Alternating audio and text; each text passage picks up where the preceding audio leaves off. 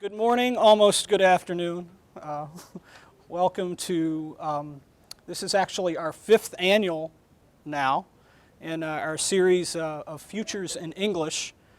This time around, though, we've entitled it How to Find a Cool Job. So, kind of catchy, but it's more than just catchy, it's true. You're going to find that our panel participants have cool jobs, and they got those jobs because they were able to successfully leverage their English degrees from Ohio University. So we know that you'll enjoy and benefit from their experiences that they're going to share with us today.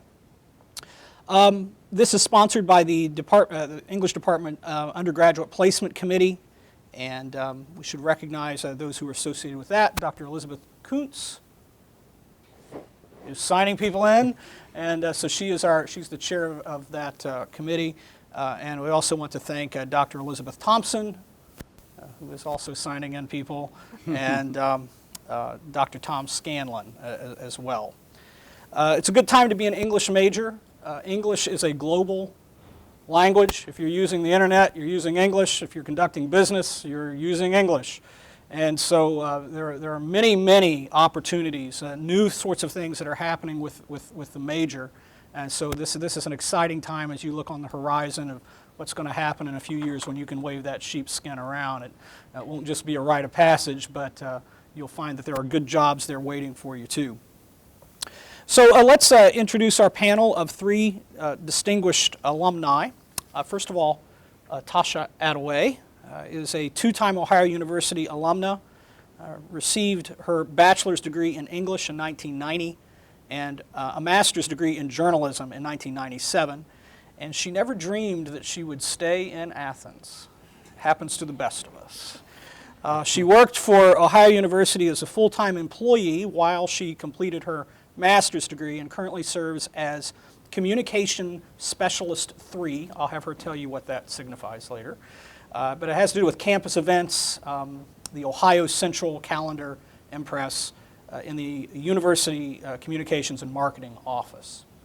She is a member of Delta Sigma Theta sorority, and she also serves as a worship leader at Grace Christian Center, which is a church here in Athens. I've been here a long time, so my favorite Ohio memory is hard to select, she says, but I think it would have to be the first time I sang the national anthem at a men's basketball game, and getting all the high fives as I walked up to my seat was the biggest thrill.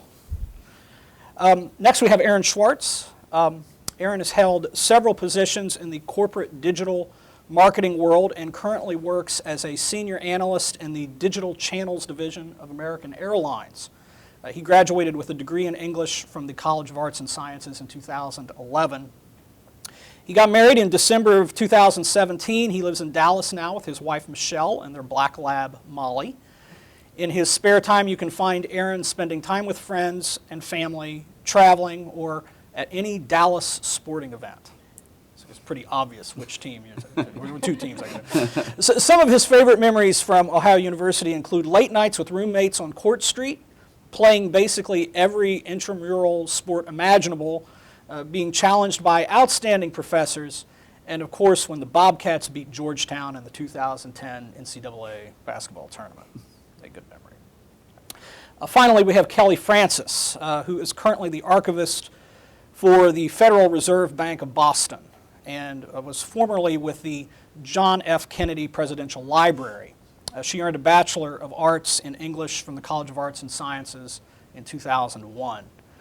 After college, Francis put her knowledge of literature to good use by working at a bookstore until she had an epiphany that she could do a similar job but get paid only slightly better by becoming a librarian. While researching library science graduate programs, she discovered the archives profession. She moved to Boston in 2006 to attend Simmons College, where she received a Master of Science in Library and Information Science with an archives management concentration.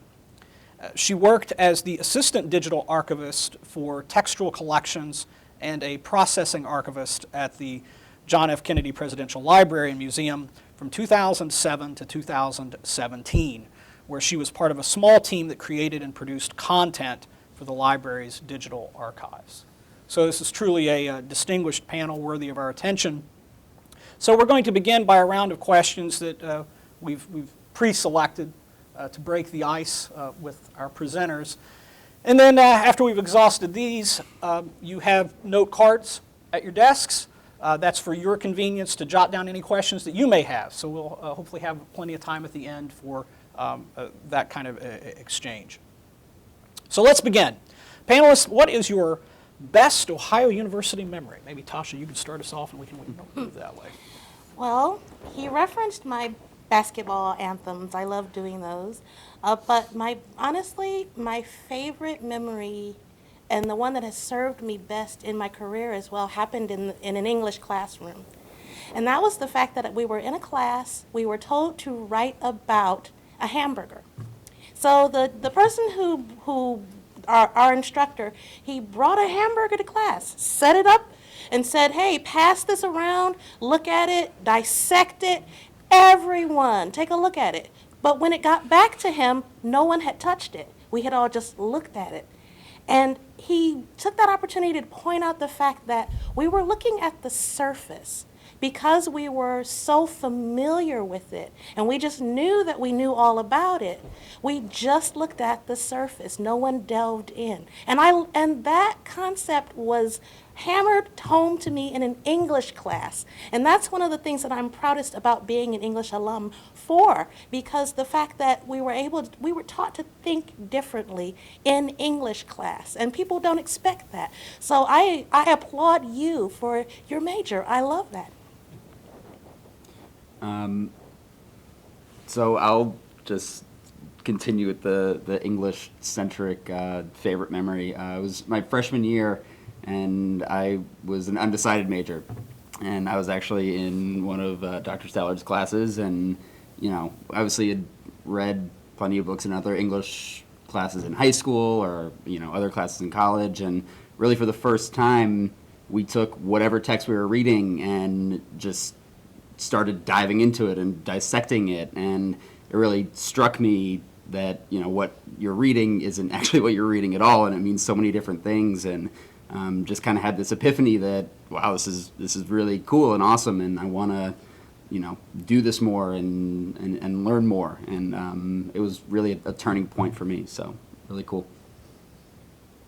I second that. I remember my first English class I took, we read Hemingway short stories, and it was kind of pointed out that Hemingway doesn't use a lot of words, but every word is extremely meaningful, and that taught me to read closer to the text. I know this doesn't have anything to do with our favorite OU memory, but we're English majors. These are our kinds of favorite things, right? But that did kind of teach me to read closer and deeper and more critically, and which has also helped me in my current profession. Very nice. So, Tasha, tell us about your career path since graduating. Mine was a little bit of a non-traditional path. Basically, what happened was I had no clue what I wanted to do when I graduated. And so I interviewed for a speech writing position. And I interviewed with the incoming president at Ohio at that point, which was Bob Glidden. And I was woefully underqualified for the position, but I was a new graduate and I needed a job. So I took the interview. And he liked me, and he found a position for me in his office. And then I moved into communications and marketing, and that was where I found my home. And what I love best about what I'm doing now is that I was able to merge what I learned in my education with my passion for improving students' experience. Because basically what I do is I am the czaress of the university's central calendar that you guys can find at calendar.ohio.edu. Please use it, follow it, and I'm on Twitter at Ohio_CUE. Follow me because I'll let you know what's going on. But the heart of what I do, there's project management involved, there's a lot of writing, there's a lot of communication, just different communications. There's also just serving and thinking strategically and sharing that insight with different areas of our office, communications and marketing, and we do a little bit of everything around the university. But at my heart of what I do and that the passion of what I do is I don't want another student to come here and hate Ohio like I did when I first came because there was such a culture shock from, I came from Cleveland, big city, Athens, not. So I understand when people are trying to find themselves and see themselves, and I'm able to do that through my job to help you see what's going on and just find something that's of interest to you. So it's, I guess I would just say, take the interview. Even if you're not sure where it's going to go, it never hurts. You can always say no. So when I was in school the summer before my senior year, I liked writing and thought, I should probably try to find an internship. So wrote for a local publication in Columbus, and then next year I'm graduating, and it's like, all right, I need to figure out what I'm going to do. Liked the writing, but kind of wanted to pivot away from that. So ended up with an internship in Miami with a PR firm, writing press releases and that kind of stuff. And from there got involved with, they had sort of this digital division within this PR firm, and started doing work with them. And it's like, I kind of like this digital thing. I could do this. So ended up then working for a few digital agencies, which took me back to Dallas. Then I ended up getting an interview at Hilton Corporate. There's a digital office for Hilton in Dallas, and ended up taking a contract position with this digital division for Hilton because it's Hilton and it's a big, cool name. And thought, well, this is it's a contract position, but we'll see what happens. And made connections there and spent 4 years at Hilton before going to the digital channels division of American Airlines this past summer. So a lot of pivoting and networking, but all worth it. So when about my junior year, I started to think about what I was going to do after I graduated, and I had a little mini freak out and, I'm not going to get a job. What am I going to do? So I explored potential other majors. I thought about going into social work and then realized I didn't want to do that. And then I was like, well, maybe I'll be a classics major. And then I realized I didn't want to have to publish and teach later. So when I graduated, I still didn't really know what I wanted to do. I thought about going into publishing because that seemed logical. I liked books. I liked reading. Why not? But, a recent college grad with no experience living in Ohio, sending resumes to publishing houses in New York, they're not getting looked at. So that's how I ended up working at a bookstore.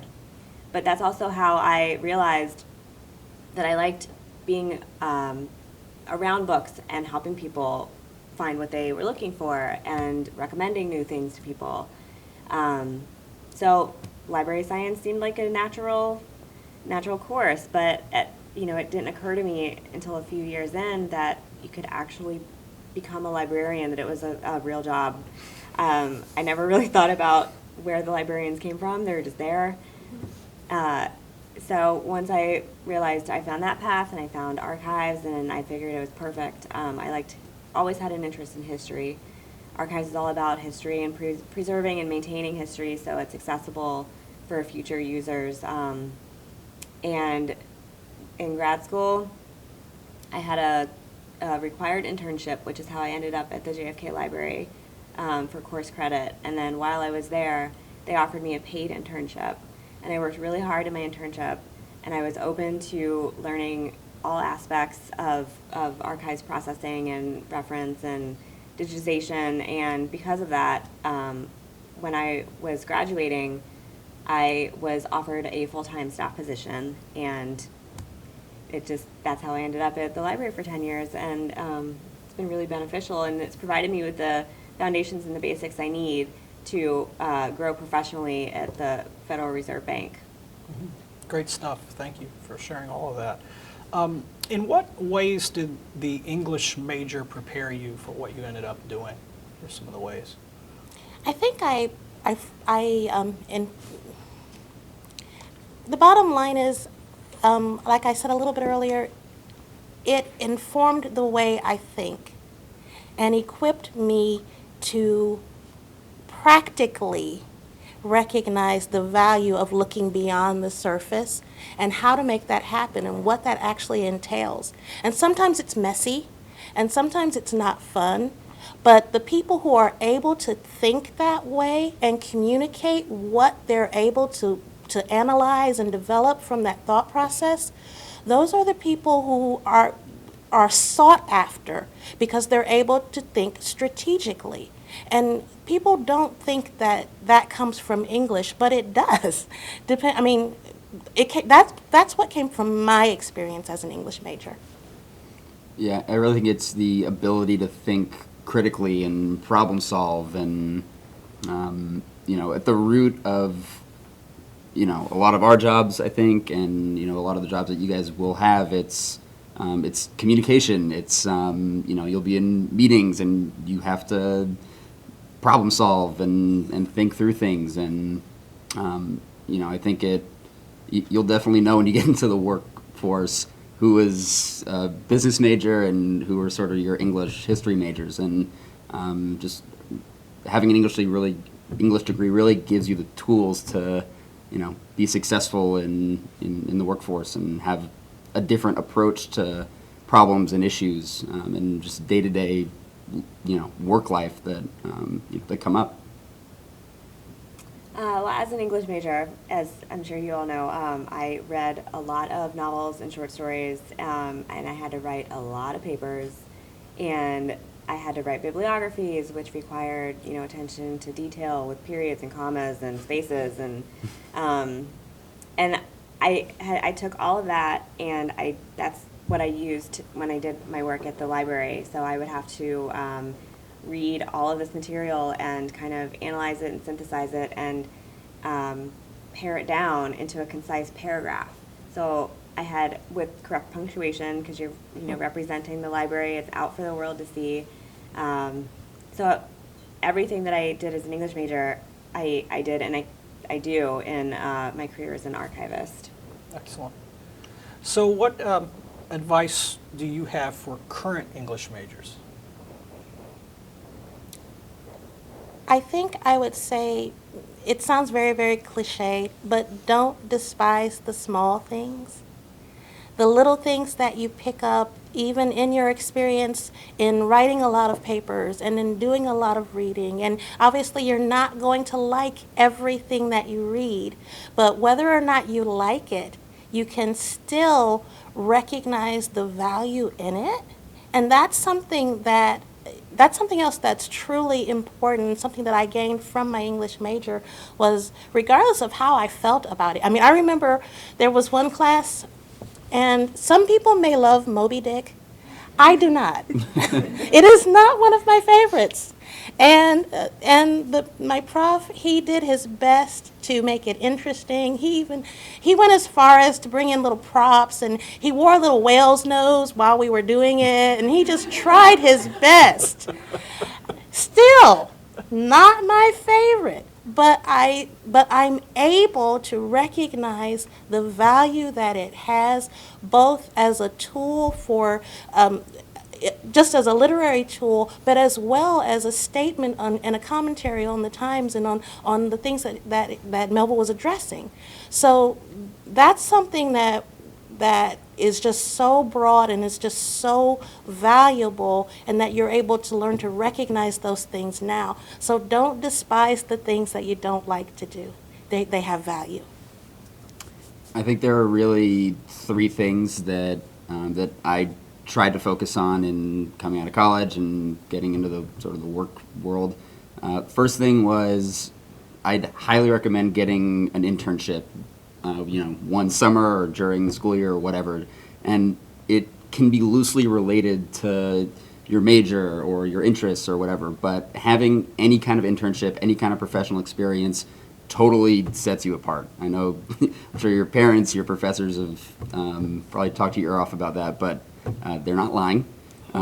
It's really important. Having that internship the summer before my senior year was the thing that got me in the door for my first job as a paid intern at the PR firm after college. So number one, get an internship. Number two, when you're looking for jobs, internships, whatever, one way that you can set yourselves apart is by, instead of just blindly submitting a resume, sending an email, actually pick up the phone and call people. The way that I got my first internship that summer was I knew I kind of liked the writing thing, so I knew I wanted to be in Columbus for a summer, so I went online, I wrote down every single magazine, newspaper, advertising firm, marketing firm, whatever. Tried to get I got a phone number, a contact, and I picked up the phone and I said, "Hi, I'm Aaron Schwartz. I'm looking for a summer internship. I'm at Ohio University. Do you have anything?" I literally made 100 phone calls. I got one interview, and I ended up getting that internship. So pick up the phone, make calls. It goes much, much further than just blindly sending a resume. Third thing, you're going to get into the work world. You got to make connections. You kind of have to always, look for the next thing. Learn about different things when you get into the work world. It's really important. So, internship, pick up the phone, make connections. I can second the internships, and it can also help eliminate an area that you might sort of be interested in but aren't sure about. You can have an internship someplace and not really think it's for you, and then that's resolved. But archivists, everybody has an internship. It's how you get experience, and when hiring new archivists or even interns, sometimes we want people that already have some level of experience. So internships are very important, and it's when trying to figure out what you want to do, recognize your strengths and your interests and try to think creatively to how those can translate to what you want to do. For me, when I was trying to figure out what I wanted to do, it seemed very, I could be a writer, a teacher, or go into publishing. But I didn't kind of recognize how, at that time, how my degree could translate into so many different areas. So I would keep that in mind. And if I could add just one thing, Yeah.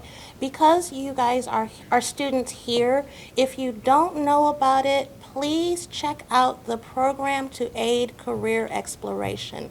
That's the PACE program, and it's coordinated by the Office of Student Financial Aid. Apply for PACE. Its purpose is to pair students during the school year with positions at the university to give them practical work experience. So the PACE program is something that is definitely worth your time checking that out from the Office of Financial Aid.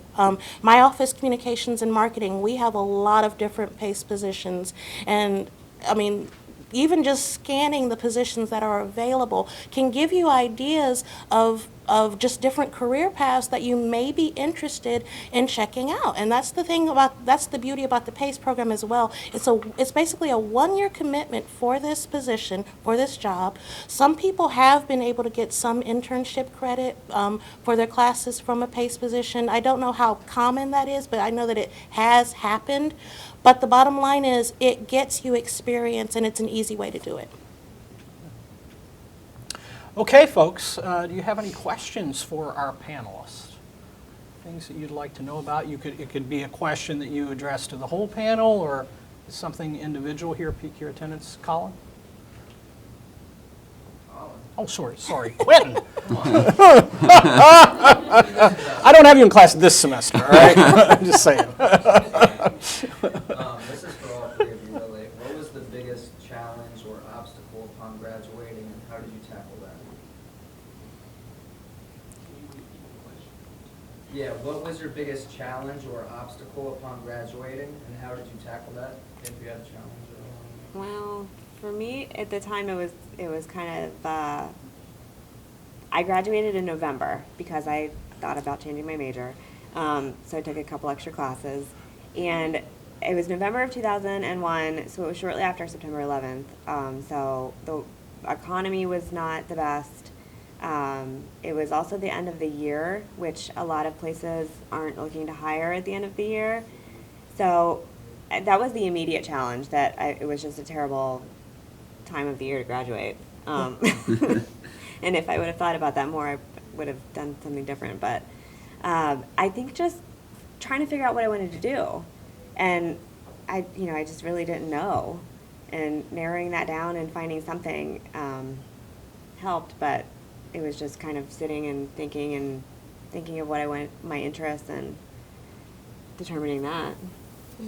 Yeah, I think it was, very similarly, when I graduated, it was kind of the height of the recession, and as an English major, I constantly heard, even here, from other students or whatever, all right, you're an English major, do you want to be a writer or a teacher? Yeah. And I was like, well, I don't want to do either of those things. And they were like, good luck. But, I guess first, when you graduate, it's getting out and kind of figuring out what you want to do. But first of all, what you decide, the first job that you take after college does not have to be your job for the rest of time. I would just say, don't be afraid to take something that, maybe it's not your first choice, maybe it's not convenient for whatever reason, but that's going to lead to something else or the next thing. So yeah. And I mean, graduating is challenging, and there are a lot of things that you face right after graduation. And for me, honestly, the biggest one was flat out fear. Because just like Erin said, everybody said, okay, well, obviously you're going to be a teacher because you're an English major. No, that was the one thing that I knew that I did not want to do. So the overcoming that for me really was the process of sending out a lot of applications. A lot of different places. Places I didn't think I would want to go. I still sent the application. And I didn't always get the interview, but the interviews that I got, I went on, just because if you don't try and if you don't at least take a look at it and examine it, you're not going to know whether or not you have any inclination for that. You just never know. I mean, again, I never dreamed that I would still be here. Never dreamed that I would still be here. But it's a great place. You just have to find your passion and find your niche. And where that is different places for different people. Other questions? Yeah. So if they'll articulate those.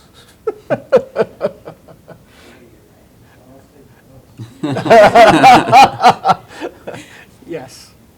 What other activities were you involved in on campus that you think might have also benefited after graduation? What other activities were you involved in on campus that you feel might have benefited you after graduation? Well, I am a member of Delta Sigma Theta sorority, and that was beneficial because Greek life isn't for everyone. And honestly, I did not pledge here. I pledged in Cleveland. So it was a slightly different experience. So I don't know that I feel that the experience here was as beneficial career-wise, but it was definitely beneficial socially and helped me learn more about myself. But to be completely honest, the biggest thing was I got plugged in a local church that lined up with my faith and with my beliefs. And being and interacting with that church and taking different opportunities to do things for them as well as get the benefits of that community, that prepared me definitely for moving on and for the career that I have. I think the more that you can do to, I'm going back to networking a lot, but like I was an API here at OU. So you're in an interview and the person interviewing you is also an API or also in Greek life. So I don't think there's anything specifically, but I think the more places that you can sort of spread out and gain experience to A, enjoy while you're doing it, and then B, sort of down the road as a networking opportunity, do it. Any club, any organization on campus, it's all positive. I did some copy editing for the Post for a few months, which really helped strengthen my editing skills and punctuation and concise paragraphs, and which translated to my JFK position. So That, yeah, copy editing at the Post. Is the Post still around? Oh, yes. Yeah. Okay. Yeah, I did that. Best college newspaper in America. It was a good He's got time. nice. Oh, one other thing that I would also recommend is just taking any opportunity to do presentations. Things like the Student Expo that's coming up. It's open to all students. So if there's anything that you've done in any of your courses that you feel is worthy of sharing, I mean, take the opportunity, take the shot. And they have some resources too to help you develop your presentations. So just whenever you can present, that's a skill developed now that will serve you well when you move into your professional fields. Very nice. Other questions? Dr. Ingram? So, each of you has talked about how you think the English major helped you, but how would you advise students actually marketing their English major to potential employers? Is it really, do you feel it's really beneficial to say, oh, I have very good writing skills, or do you try to put it in a more creative way, or what would be your advice in terms of when students speak to employers? So what would be your advice when students are on the job market speaking to employers to best represent how their English degree is of help to this company, writing skills and so forth? How would you present that? I just immediately, I'm reminded of, I've had about 3 conversations this week alone with people from different offices and different companies who are complaining about the lack of writing ability that is just permeating the current crop of job candidates. And sometimes people think that if I'm not applying for a writing position that the writing isn't important, but writing, communication, the ability to create and share context whenever you're talking about something, that's invaluable. And that is something that you truly leave your English, you leave having an English major, you leave with that. You're able to think about what contextual things, I mean, context is king. Context means everything, and being able to share that and communicate that to help people understand things with which they aren't familiar, or if you're trying to create buy-in, or if you're trying to fundraise and you're trying to be persuasive, that's the kind of thing that you have to communicate to prospective employers, that I can do this because I'm able to let people see and feel what the message that we're trying to share. Yeah, I absolutely promoted my English degree, especially in interviews or really any job hunting activity after school. And I would never try to spin it. In interviews, you put it down on the table, like, damn straight, I'm an English major from Ohio University. It's really, it's worth something. And you would be shocked how many emails you get that are just garbage, punctuation, misspelling, and it's embarrassing for people, and it doesn't look professional, and it's not good. So, the ability to think critically, the ability to write well, and to be composed, and to think through processes, that's really valuable, and definitely ride that and highlight that when you are looking for jobs and you're out in the workforce.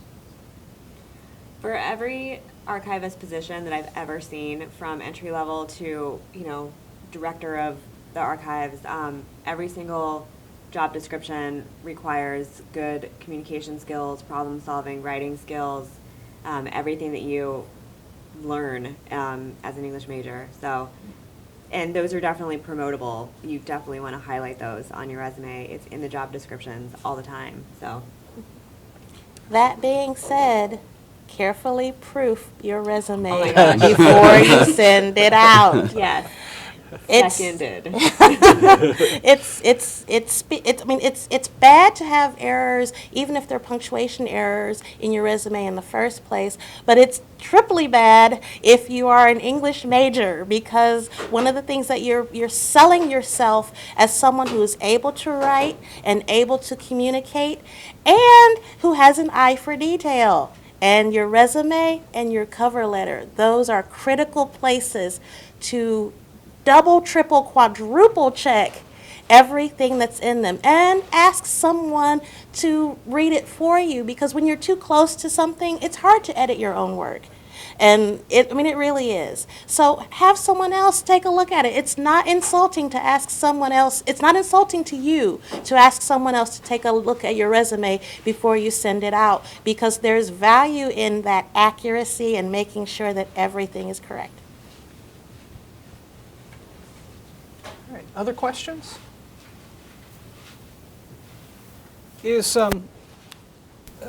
What would you say is something that you wish you had known before going into the workplace? If you were sitting right here, you know, what did you wish you had known about the workplace in advance, now that you're smack dab in the middle of it? Probably for me, I was so extremely excited on my first paid holiday. And it's funny how the little things like, and it sounds really, really silly, the little things that are different in your work life as opposed to your student life, knowing a few of those, having some awareness of those, I wish I had known more. Knowing how to handle finances, how to work with difficult people, how to have conversations that you don't necessarily want to have, but have to have. Those are the kinds of things that I definitely wish I had known more before I entered into the work field. I would just say that it's scary graduating and going out into the work world, but just know that it is going to be okay. You know, when I was applying for jobs, I remember talking to my parents, and I was like, oh my God, I'm applying for these jobs. In my mind, my resume and every single other 20-something who had just graduated college in the country was also fighting for that job. I was like, I'm fighting a million people for this internship. That's not the case. Things might not always go your way when you start this process, but it is going to be okay, and you just have to know that going into this process. I think I don't know if I realized how much I would have to work with other people so closely at times, and with different personalities and sometimes difficult people. And interpersonal relationships with your coworkers can be tricky sometimes, but once you kind of figure that out and learn how to deal with it, that can be very beneficial, and it's not something that I even thought of when I was graduating. And do not get involved in office politics. It's really like water cooler talk. Like, it's really easy, especially in bigger companies. Just do your thing, make friends, but don't get dragged down by negative influences around you. And that actually reminded me of one other thing that I would say, which is, it's partly probably my personality, but I wish I had known that I didn't have to be buddies with everyone I work with, because you don't and you can't. Personalities come into play, but you have to be cordial and you have to be collegial, but you don't have to be, let's go out after work with everyone. You don't do that. And don't feel guilty to say no if someone makes that offer. Just, you have to protect yourself, because no one's going to look out for you the way you're going to look out for you. And that's your first job. Your first job is to look out for you. So you know that you are marketing your skills and you're providing a service to your employer, but you are still your first and best advocate. So learn the resources, employee assistance resources that are available. Every company has them. Learn about those and use them, but don't feel pressured to enter into relationships that are not right for you. We have time for one more question, maybe?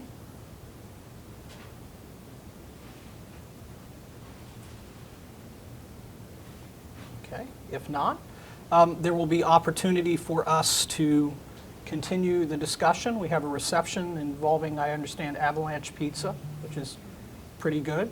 So, so you're invited to participate in that. Would you like to join me in thanking our panelists?